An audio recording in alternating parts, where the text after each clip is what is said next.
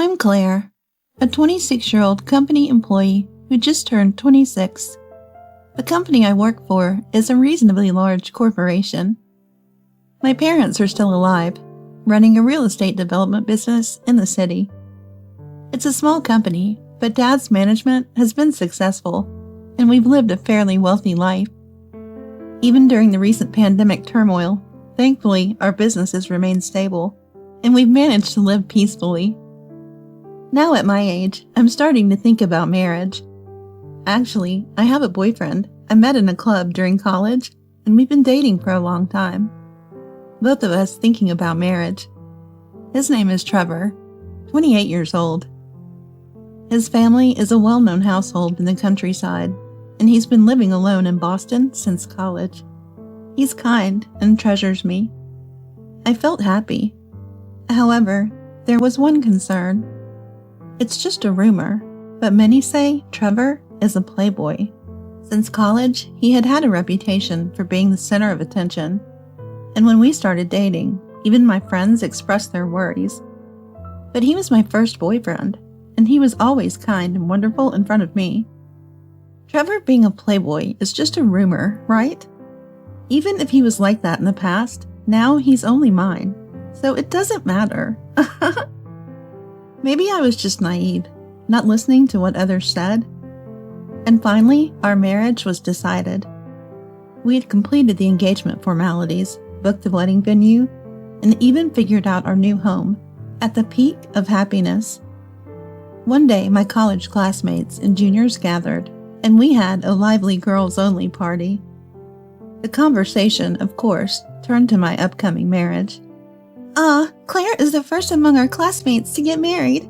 I sometimes think it's too early, but maybe it's just the right time, said Mila, my college classmate and close friend, munching on a vegetable stick. Really? I still want to have more fun, Chloe, another close friend, said as she swirled her glass of wine. Anyway, I'm worried about Trevor. Isn't he rumored to be a playboy? Are you sure about that? He's not, as Mila says. He's totally into me. Claire, you're such a child. You can't stay a dreamy girl forever, you know? Chloe strongly agreed with Mila. Is that so? But once we get married, he'll probably settle down, right? That's naive. Well, it's typical of you to be like a dreamy princess. There's even a rumor that there might be some ulterior motive for Trevor marrying you, you know? Don't say weird stuff, Mila. But... What's up, Zoe? Zoe, chimed in, was a junior from the club, 2 years our junior. We got along well, and always hung out together. I was hesitant to bring this up here, but Trevor is pretty close with Lucy, right? Lucy? Yes, she's my classmate who joined our sophomore retreat, even though she wasn't part of the club. After that, Trevor gave her a ride home, and they've been out for meals a few times. What? Isn't that like cheating? No, Mila. I know about that too. They're from the same hometown, and I heard he's been looking out for her as a senior. Well, if Claire's okay with it, I guess it's fine. I trust Trevor, so it's all good.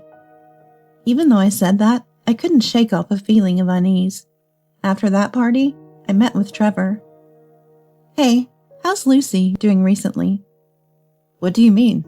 She's just a normal friend. I heard from Zoe that you sometimes go out to eat with her. She's my high school junior, you know? It's great to meet her here, so I just did some senior-like things.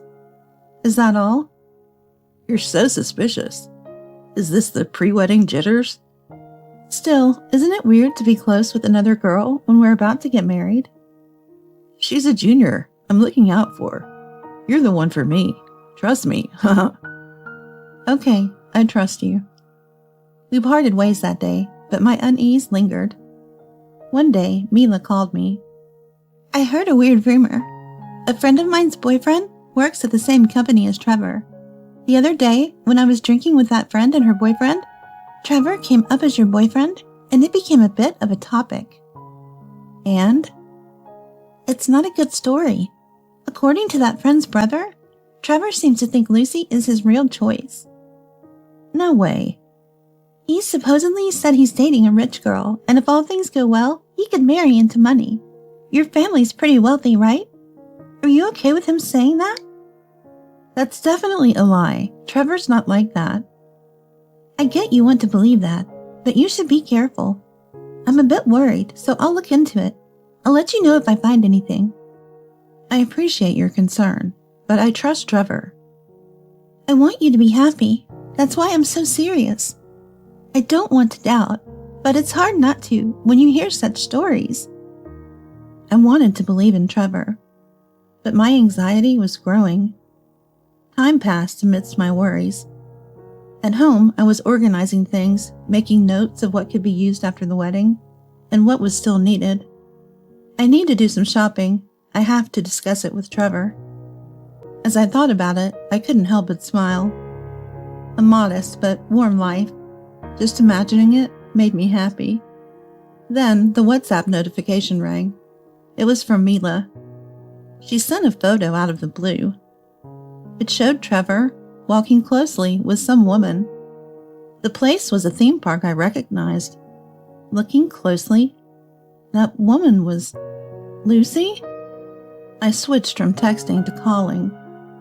I was at the theme park with friends and saw Trevor. He was with Lucy. Did you know about this? No, I didn't. He said he had to work today. So much for working on a holiday. Do you still trust Trevor? Yes, I trust him. There might be some reason I don't know about, and Lucy is just a junior from his hometown. I don't see anything suspicious. Well, if you say so, Claire, but I find it suspicious. Mind if I look into it more? Sure, but Mila, are you against my marriage? Not at all. It's just Trevor's actions that are suspicious. Would he really go to a theme park alone with a junior without telling you? I'll ask him about it tonight. No, you shouldn't say anything. This was just something I stumbled upon. It'll complicate things if you bring it up. Okay. I'll look into it a bit more. If there's nothing, that's it. If there is, we'll just laugh at Trevor's mistake. That won't be necessary. Yeah, you're the princess. But you have to face reality. While I appreciate Mila's concern, my unease about Trevor's actions grows. Should I keep trusting him like this? Mila's activities became more frantic. She communicated less with me and seemed to be in constant contact with someone. Knowing Mila's character, I'm sure it's not anything weird. I'm not worried, but curious about what she's up to. Trevor, my fiancé, has been busy with work lately. He was appointed the deputy leader of a new project. He said he'd be on a business trip for a while, working on site with the client's company. We won't see each other for a bit. Well, it's work, and it should be done before the wedding, so hang in there. I'll miss you too. With that, Trevor left for his business trip. Trevor lives alone, in an apartment contracted by his company. It must be inconvenient for him. Thinking so, I visited his apartment on my day off. Assuming he wouldn't eat properly alone, I planned to cook, clean, and do his laundry. It had been 2 weeks since we last met, but we rejoiced at our reunion. We went shopping at a nearby supermarket and cooked together. I kicked him out of the room to clean and do laundry. I thought a man's solo living space would be messy, but it was surprisingly tidy. Unexpectedly, he was quite organized, making me think housework would be easy after marriage. I smiled mischievously at the thought. While I was pondering, I noticed something in the corner of the room. It looked like an umbrella. It had pink frills and cute rabbit patterns. I picked it up and examined it closely. Obviously, it wasn't his, nor mine. Just then, the front door opened and Trevor came back. Man, killing time alone outside is quite hard. Ended up reading manga at a comic cafe. I bought your favorite cheesecake from a famous local patisserie. He said as he came in, but his expression changed when he saw the umbrella in my hands. Claire, that's... He started to panic. Trevor, what's this about? Surely you're not going to say it's yours, right? I remember now. It's Mom's. She left it here when she stayed over last week. I've been looking for it. Your mom uses an umbrella with little bunnies on it? Well, you know Mom. Still acts young and loves character stuff. This is the umbrella of a woman who prefers simple and sophisticated things, huh? Yeah, that's right. We have a lot of these at home. She loses her judgment when trying to look young. I see. Your mom is quite youthful. Yeah, that's right. Dad and I are always saying it's embarrassing. Hey, Trevor. What is it? Even when I get old and turn into an auntie, will you still love me? Of course. Even if you turn into an auntie, even if your body fat exceeds 40%, my love won't change. You're saying too much, but okay. After that conversation, Trevor let out a huge sigh for some reason. A while after that, Mila invited me on a trip. It was a surprise visit to Trevor's business trip location. I was immediately on board with the idea. I quickly got ready and met Mila at the station. Mila, you're quite the strategist to think of this. Well, I'll always be like this. So we decided to enjoy our childish adventure. Arriving at the nearest station and passing through the ticket gate, Mila suddenly said, "Isn't that Lucy? What a coincidence to see her here." Mila, and what, Claire too? Hello, long time no see, but why are you here? I like traveling alone and came here for sightseeing. Lucy's face turned pale. Oh, what a coincidence, huh? Mila gave a sly smile full of implication. Well, it must be fate. How about having lunch together? You're okay with that, right, Claire? I don't mind, but... I'd love to, but I have plans after this. Lucy was trembling. Plans? Like meeting someone? No, not that. I have a travel itinerary and some sightseeing spots I want to visit. Let's go together then. We have no plans. Let us accompany you. But that's... Don't say that. It's always good to have company on a journey, right? We'll treat you to lunch, so it's decided. With persuasive words, Mila half forced us along, quickly taking action and leading the way. Lucy kept looking back towards the station. During the meal, she seemed to receive several calls on her mobile phone and stepped out occasionally. Mila asked, "What's up? Something urgent?" No, it was just a confirmation call from the hotel I've booked for today. Already booked, huh? Maybe we should stay there too. What? Why not spend the night together, 3 of us, and have a girls' night in? I'm fine with it, but wouldn't that be a bother to Lucy? No, I don't mind. There's nothing, suspicious about it. Then it's settled. Lucy, can you check with the hotel? Urged by Mila, Lucy rebooked the reservation for 3. That night, we had a fun girls' night in. Though Lucy seemed a bit off. Was she just tired? Mila can be pushy, so it's no surprise.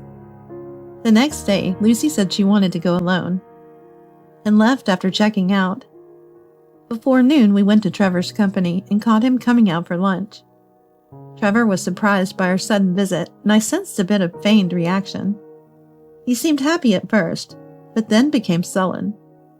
I wondered if I had upset him. On the plane back, I was down, but Mila, having drunk 3 beers, seemed strangely happy.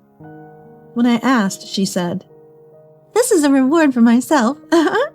Scary how well things are going. I didn't quite understand, but that's Mila for you. Lately, I've been helping Dad with computer work he's not good at, in between my job. Dad has been sharing even confidential matters with me, making me quite knowledgeable about the industry. One day I noticed Dad distressed over some papers at his office. What's wrong? A confidential acquisition deal got leaked. and another company beat us to it. The Cambridge building? Yeah, I told you about it. We were about to proceed, having secured the funding. I remembered mentioning this property to Trevor when we passed it on a date. Once I casually mentioned this to Mila over tea.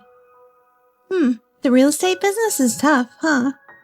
Yeah, Dad always says the basic of business is to buy low and sell high. Which company took over the deal? I think it was Davis Craft Ventures Limited. They're a major player in the industry, unstoppable once they start moving. Davis Craft Ventures Limited? Huh? Could it be? Mila seemed deep in thought. What's up? Do you know something about Davis Craft Ventures Limited? I have a favor to ask. Can you feed Trevor some false information? False information to Trevor? Yes. Tell him that Dad is eyeing a low-quality property with no real asset value as a potential profit maker. I'm not sure about this. Is there a reason? I have some clues and hunches. If I'm right, this could be quite a spectacle. I'm reluctant, but if you say so, I'll try. Then one day, Dad and I talked about a problematic property, a building with no asset value, but made to look profitable. During a date with Trevor, I casually mentioned, this building seems to have incredible asset value. Dad is thinking of acquiring it. His demeanor changed abruptly. Need to make a call, he said and walked away. Later, some fool bought that problematic property. It's Davis Craft Ventures Limited. That'll be an expensive lesson. Ha ha ha. Whoever handled it is in for a scolding. Ha ha ha ha. Dad said that, explaining the situation. That building is old and doesn't meet seismic standards. It'd require significant renovation to sell. I wouldn't buy it. Indeed, a professional's eye is different. After that, Trevor seemed down. He only mentioned, I messed up at work and got scolded by my boss. He looked like a child scolded by a parent. I told Mila about this and she said sternly, Claire, you shouldn't speak lightly about work matters. It's unprofessional to casually discuss work, even if you don't realize it. Why am I being scolded? I did tell Trevor about Dad's work, but Trevor messes up at work, gets scolded by his boss, and I get scolded by Mila. I didn't fully understand, but as a professional, I thought I should be more careful about compliance. Then the day before my wedding with Trevor arrived. Planning to go to bed early for the big day, I got a call from Mila. Hey, finished your last supper? Tomorrow's the big day. You're okay with doing the friend's speech tomorrow, right? Yes, just finished writing it. It was quite a task. Oh, was it that difficult? Sorry. No, it was actually fun. Tomorrow will be unforgettable for you. Kind of scary, but looking forward to it. Then, on the big day, as the bride and groom, we were the main focus, but we were constantly pulled here and there. Before I knew it, it was time for the toast. There were the usual family speeches, and a brief time for mingling. As I was at the head table, relatives and friends poured us drinks and offered their congratulations. Amidst all this, Mila whispered in my ear, Honestly, I'm against this marriage, so I'm going to ruin the ceremony. What are you talking about? Her shocking confession left me frozen. Listen, you'll understand once you hear what I have to say. He's a real villain. You might not see it, but I've done my research and know his true nature. I'll protect you, trust me. What do you mean? Just watch from here. I've got everything prepared. Mila smirked and returned to her seat. Confused, I watched as the reception proceeded, and it was time for the friend's speech. Prompted by the smooth introduction of the MC, Mila took the microphone. Claire, congratulations, but I have mixed feelings. The room fell silent at Mila's suggestive words. Trevor, the groom, you met the bride and me in the same college club. When I found out the two of you were dating, I supported you, hoping you'd take good care of my best friend. Mila continued, surveying the silent room. But Trevor? No. I have something to say to everyone here. Raising her voice suddenly, Mila captured the attention of the room. The one you truly love isn't Claire beside you, but her. Pointing to a woman in the room. It was Lucy. Her name is Lucy Davis. She's the daughter of the president of Davis Craft Ventures Limited, a rival to Claire's dad's company, a much bigger company than Claire's dad's. They've been trying to outdo Claire's dad's company. Lucy Davis of Davis Craft Ventures Limited revealed, listened to Mila's words with a stunned face. Trevor was sweating, dampening the frills of his dress shirt. The groom, while dating the bride, also had a relationship with Lucy. Yes, he continued his relationship with the bride to gain inside real estate information, which he then passed to Davis Craft Ventures Limited, giving them an advantage. It's no wonder the bride's dad's company has been underperforming lately, with Trevor the spy feeding information through the bride to Davis Craft Ventures Limited. On the day itself, my dad was in shock at Mila's revelation. The idea that his daughter's fiancé was a spy for a business rival was unthinkable. Trevor planned to marry the wealthy bride, live a rich life, crush Claire's dad's company for a decent sum, then divorce her. His real intention was to marry Lucy and secure a high position at Davis Craft Ventures Limited. Initially, I suspected Trevor of cheating, but further investigation revealed his despicable plan. As Claire's best friend, I must stop this wedding. Mila passionately made her case in tears. The hall was silent, everyone's eyes on Trevor and Lucy. Breaking the silence was my dad. He went to the MC and said, Ladies and gentlemen, I apologize for the turn of events. The parties involved, including the bride and groom and their families, are in shock. We will make a formal apology later, but for now, we must end this reception. I am deeply sorry. After his announcement, he bowed deeply.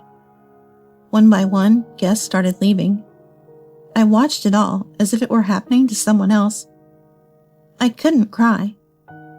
Back in the dressing room, with my parents by my side, I silently began to pack up. At home in my room, the tears finally came. No resentments towards Mila. She saved me. The tears were because of Trevor. He would surely face consequences. I believed that. Afterward, Trevor faced a difficult time and misfortune, as what goes around comes around. At the reception, his colleagues and friends were present, which led to his demotion at work. He had personal relationships with female co-workers and felt compelled to quit. The disgrace at the wedding caused resentment from invitees, leading to demands for gift returns and compensations. Naturally, our engagement ended, and Trevor had to pay me a breach of contract compensation. His family sold their house and land, but it wasn't enough, so he borrowed from dubious lenders to settle the payments. As for Lucy, exposed as my husband's cheating partner, her father's company's reputation sank, and he was ousted at a shareholders' meeting. Ultimately, they divorced. Trevor was forced into a part-time job in the countryside, and Lucy returned to her parents, working in a local factory. Later, I forgave Mila for her disruption at the reception and expressed my gratitude. Blue sea, wide sandy beach, the sun stinging the skin. Now, I'm in the Bahamas with Mila and Chloe. My dad, grateful for Mila's courage at the toast, funded a trip for the three of us. What a great place. I feel like I can forget all the unpleasant things. I'm glad you're feeling better, Claire. It was hard for me to confess at the wedding. I'm grateful to you, Mila. I can't imagine what would have happened if I had married Trevor.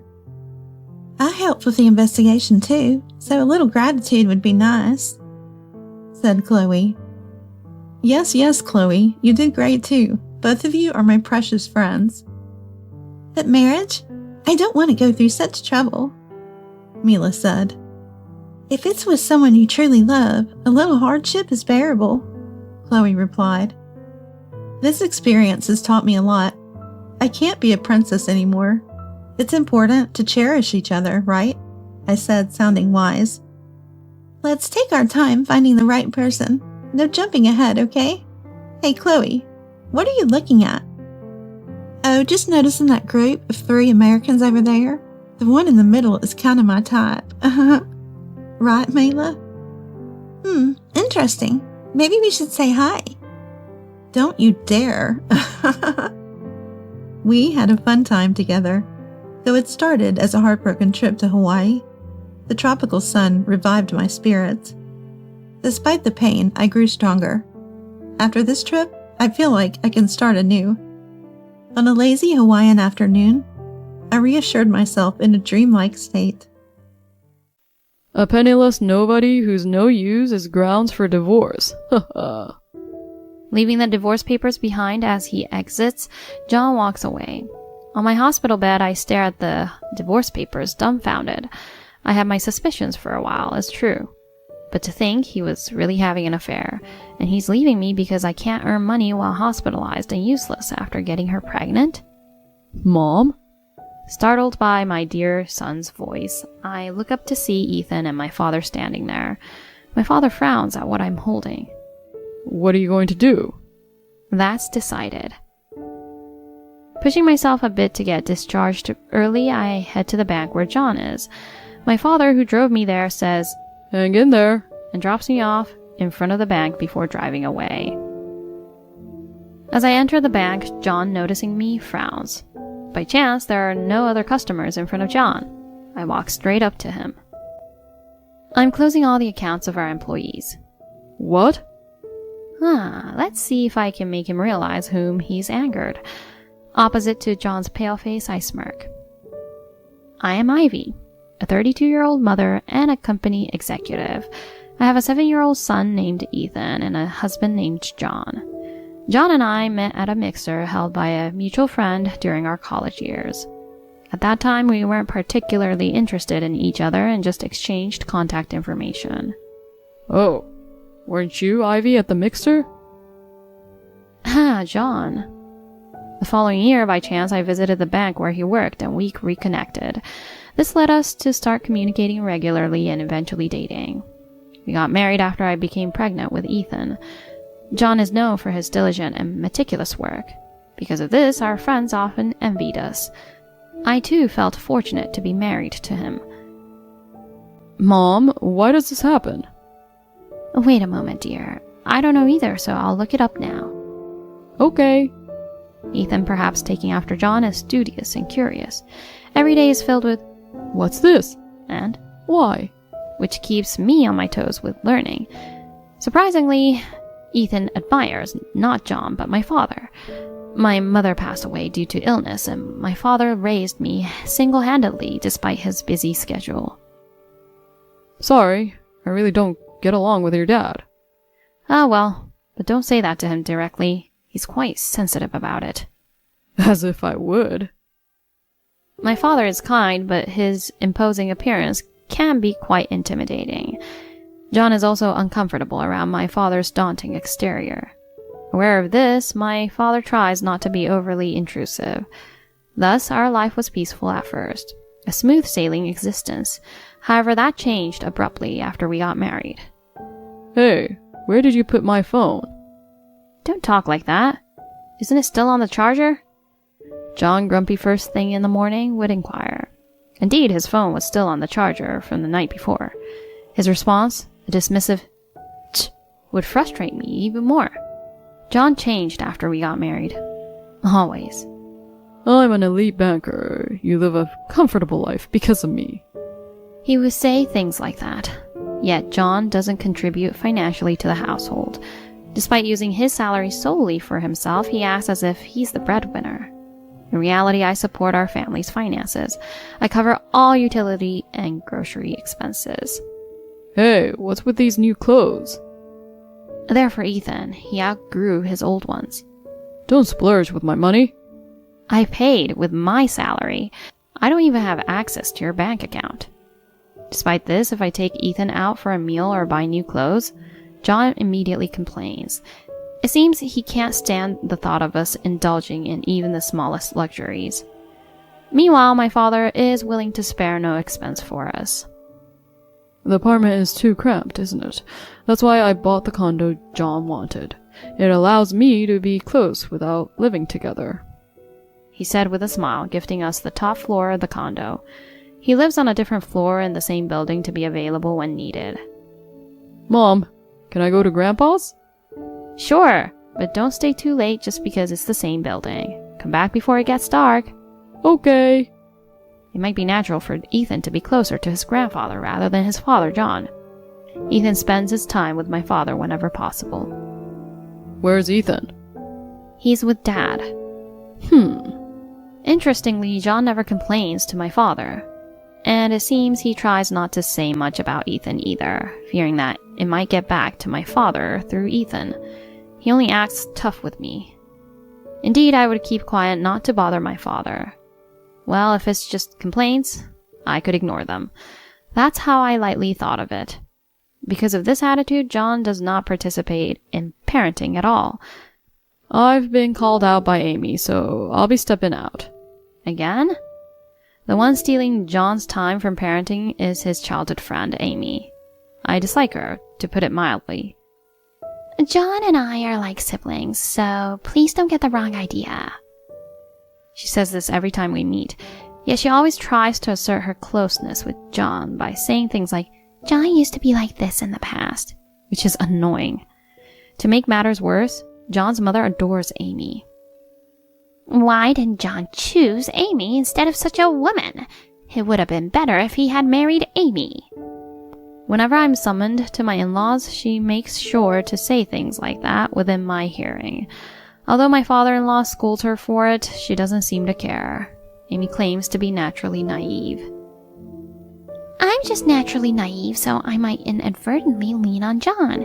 I don't mean to make you uncomfortable, you know. It would be somewhat forgivable if she were much younger. However, she's 28, old enough to know better. The reason the two never got together is because of my father-in-law. I would never accept such a woman as a daughter, even in law. If you insist on it, I'll divorce you. Amy is not what anyone would call a good person.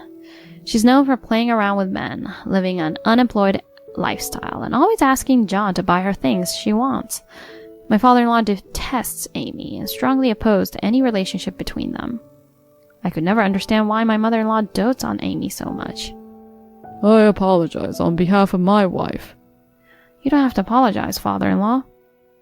John is also to blame. He doesn't defend his wife when she's insulted, and instead he fraternizes with that woman. True to his words, John doesn't defend me from whatever his mother says. Sometimes he even laughs along. Grandma, why do you say such things? If Mom hadn't met Dad, I wouldn't have been born. Does that mean you wish I didn't exist? No, that's not what I meant at all. Ethan always stands up for me. Though he may not understand how children are conceived, he knows that it takes both parents to have a child. Since my mother-in-law adores her grandson, Ethan, she tries not to say such things in front of him. It seems John and she are alike in this regard, making me realize how parents and children can be similar. I have plans to drink with Amy tonight, so I'll be home late. Oh, is that so? Gradually, I start to wonder if we really need John in our lives, leading me to prepare for divorce. Ethan, sensing something, offers his help. If there's anything I can do to help, just let me know, he said, showing his concern for me. Just then, I was summoned by my mother-in-law. I didn't want to go, but she would call incessantly, affecting my work if I didn't comply. Your father isn't here right now, and we have no one to carry heavy things. So, could you buy some oil and bring it over? It seems my father-in-law is away on a business trip. I thought to myself that they could have just ordered online, but voicing that would clearly cause a commotion. Carrying heavy items after work left me exhausted. As I headed to the apartment in a daze, my body was thrown by a car. It seemed a car that ran a red light had crashed into me.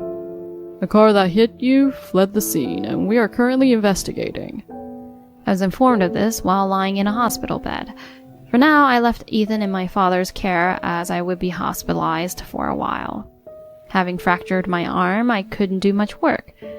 Worried about this, my father scolded me, saying, Worry about your own health first. Ethan and my father, along with my father-in-law who returned home upon hearing the news, visited me frequently. John and my mother-in-law did not visit me at all. Well, that was within my expectations. I'm coming in. What? So I was surprised when John visited my hospital room. Sign this.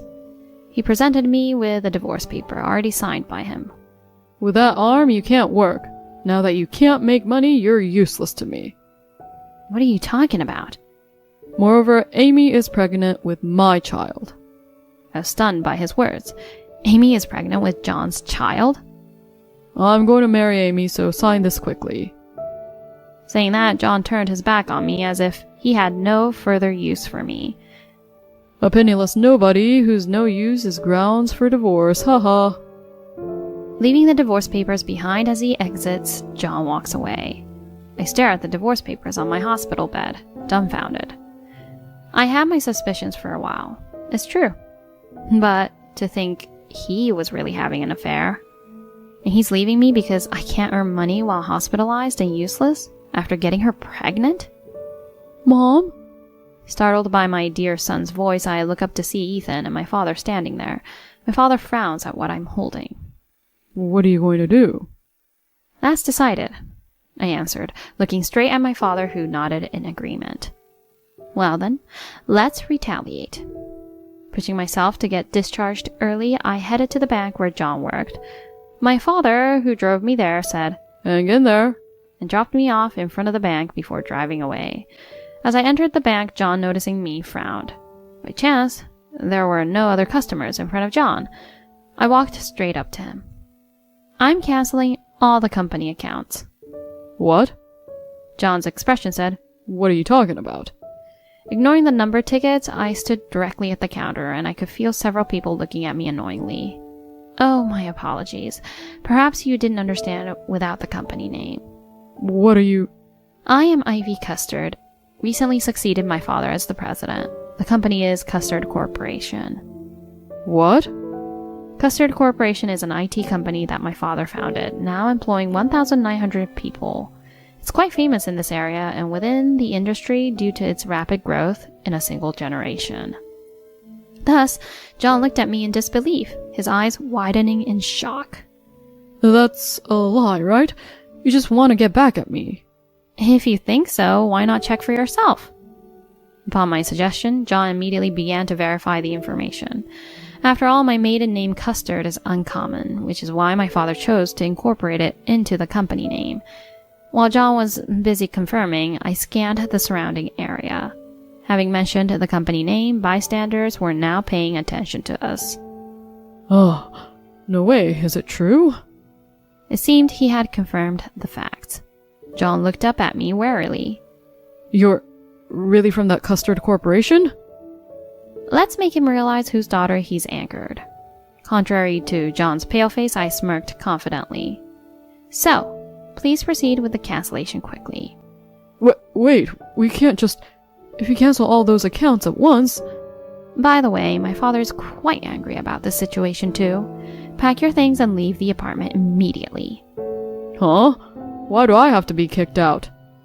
Apparently, he had forgotten that my father purchased the apartment, and it was under my father's name.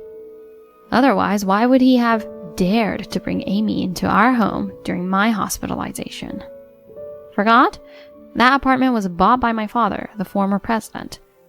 You haven't contributed a single cent towards it, and you haven't been providing for the household expenses at all. Instead, you've been supporting your mistress, Amy, with everything. In fact, we've been living on my salary alone. Whose earnings do you think you've been living off? That's... And now because she's pregnant, you expect me to hand over the apartment to you and your mistress? How much more do you intend to insult me? I deliberately raised my voice so those around us could hear. John naturally became anxious. After all, he is known to be a diligent man. The idea of him not contributing financially at home and having an affair with a childhood friend would tarnish his reputation. The looks from those around us turned cold. Is what I just heard true? The one who approached me was the branch manager of the bank. It turned out he had been listening to our conversation for a while. It seems we need to have a detailed discussion. I'm very sorry for the behavior of our bank employee. The branch manager apologized to me. Then I was escorted to a private room where I, John, and the branch manager discussed further. I apologize for the inconvenience caused. The branch manager sighed deeply and apologized again, forcibly making John apologize as well. I understand how you feel. It's natural not to want to entrust your finances to a bank that employed such a person. If you decide to proceed with the cancellation, we will arrange it. I am no longer his wife. However, I will reconsider the cancellation under one condition. Hearing this, both men looked up hopefully, though for John the condition will be his worst nightmare. If he agreed to dismiss John Abbott from his position, I am willing to continue our contract with this bank. What? That is, of course, something we were already considering. It was going to be dismissed regardless. It seemed the branch manager had already intended to let John go. John's face turned from confusion to flushed anger, but before he could speak... Excuse me, Mrs. Custer's father has arrived. Another bank employee approached us. I asked the branch manager to let my father in, thwarting any response John might have had, leaving him to silently close his mouth in dissatisfaction. Why am I involved in this? What? Mom? Sorry for making you wait. My father entered, gripping my mother-in-law's arm firmly. Seeing me, the mother-in-law glared at me sharply. This is your doing. What do you think you're doing? Even if it's by marriage, I'm still his mother. You'll never be forgiven for this. Silence. As my mother-in-law began to rant, my father's already intimidating face grew even scarier as he shouted her down. This caused not just the mother-in-law, but also John to let out a short scream and fall silent. I know about the harassment you've subjected my daughter to, calling her for trivial tasks, making her buy and carry heavy items. Despite that, you never thanked her, and instead you made it known that you preferred your son's mistress Amy over my daughter. And John, far from defending her, you laughed. What does it mean when a child has to stand up for her? My father's voice of anger echoed through the bank. John tried to intervene, but he was silenced by my father's glare. And I'm aware that Amy was the one who hit Ivy. She's already been arrested by the police. Could it be that Amy would do such a thing? Acting surprised, are you? You were the mastermind. With another shout from my father, the mother-in-law was taken aback, while John seemed frozen in shock, having apparently been unaware. You and your son are the lowest. Ivy, let's go. Yes. Prompted by my father, we started to leave. The branch manager followed us, repeatedly apologizing. Thinking that it might be alright to continue our contract with this bank manager, I heard John and the mother-in-law arguing loudly behind us. They seemed to be blaming each other, their voices carried outside, where bystanders and bank employees whispered, So what we heard was true. Just as planned. Yes, they reacted just as we expected, which helped. Following our plan, we left the bank laughing triumphantly. John was successfully fired, and thanks to the thorough investigation by the police, Amy was given a custodial sentence. The mother-in-law was also taken by the police after it was discovered she had incited Amy to hit and run in an attempt to eliminate me, on top of calling me out. Mom, Grandpa, welcome back. We're home. Thank you for looking after Ethan, father-in-law. No problem. Seems you've settled everything. After confronting John at the bank, I went to pick up Ethan from my father-in-law, who had been a great help. He found evidence that the mother-in-law had been conspiring with Amy and submitted it to the police. Thanking him for everything, he smiled and said, You did well. My life became busier than ever as I took on more responsibilities as the new president of the company. My father also started a new company. I've always wanted to start a new company. He was excited to push the role of president onto me, partly to prove John wrong. With both of us busy, my father-in-law took care of Ethan. It turned out that the mother-in-law's affair with her boss was the reason for the forced business trip. He took early retirement and moved into an empty apartment in our building. I'm studying remote work now. I'm planning to have him work for the new company once he's ready. He seems very capable. After this ordeal, the fathers seemed to get along well, often visiting each other to share drinks and stories. As for John, he returned to an empty family home, having been driven out by his own actions. Unable to find re-employment in the banking sector due to the rumors my father and I had spread, John was left in a situation where no one was willing to hire him. Consequently, he was forced to pay alimony to me through loans. Now his days are consumed by relentless part-time work as he tries to make ends meet, having come to us pleading but being unanimously ignored by our family. Once rumored to have a promising career ahead with prospects of becoming a branch manager, John's fall from grace was steep. When I grow up, I want to be like Grandpa. This ordeal has deepened Ethan's admiration for my father, viewing him as a hero who rescued us from the malicious actions of John and my mother-in-law. Then, will you take over for Grandpa someday? Yes. My father was overjoyed at Ethan's willingness to carry on his legacy, spurring me on to work even harder, not to be outdone by him. Eventually, both my company and my father's business found their footing and stabilized. Oh, Mom, welcome back. Oh, you're home. Well done today. Returning home exhausted, I was greeted by my father-in-law, who had prepared dinner. I helped too today. Is that so? That's great, Ethan. I'm looking forward to dinner. Praising Ethan for his efforts brought smiles all around, and my father returned home shortly after. The four of us enjoyed dinner together, a stark contrast to the disarray in John's life. John's situation worsened as he accumulated more debt and eventually became involved with loan sharks, with rumors suggesting a dire end for him. His family home was sold to repay his debts, leaving his mother with nowhere to go but under a bridge, as spotted by acquaintances. By the way, I received an apology letter from Amy's parents. They're good people and they'd like you to read it. If you say so, I will. According to the letter from Amy's parents, she gave birth in prison. They've taken the child into the care and moved far away to ensure Amy wouldn't rely on them after her release, expressing deep apologies to me. It was clear that Amy's parents were good people, and I hoped the child would grow up to be like them, not their parents. Amy, now with nowhere to return to, was left to confront her actions in solitude. Years later, our family no longer suffers from John's presence, and Ethan barely remembers him, effectively erasing him from our lives. I've decided to take over Grandpa's company. If that's your decision, I won't oppose it. Ethan chose to inherit my father's toy company, where he's valued for his innovative ideas. Maybe it's time to consider handing the company over to Ethan sooner than expected. With a plan for retirement in the countryside, my father looked forward to a peaceful life, while I sought a successor to teach and potentially retire early myself. Contemplating this new path, I continued to dedicate myself to my role as president, envisioning a future where I too could embark on a new journey.